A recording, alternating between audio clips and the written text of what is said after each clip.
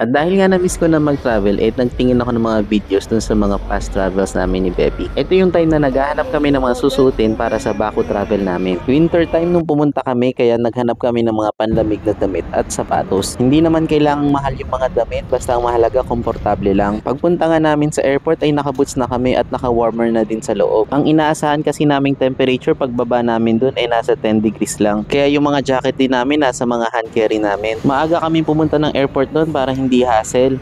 At kung may nakalimutan man ay pwede pang balikan. Dito kami sa may Zayat International Airport sa bagong airport ng Abu Dhabi. 3 hours before flight namin ay nasa airport na kami para din makadaan ng lounge. May bayad ang mga lounge sa airport.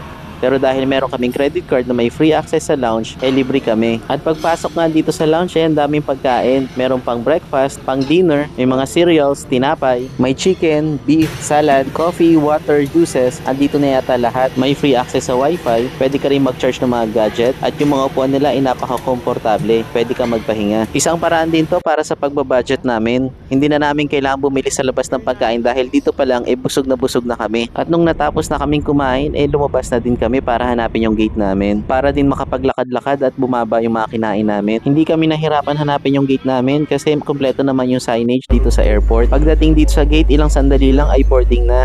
Sinakay kami sa isang bus at saka hinatid dito sa may eroplano.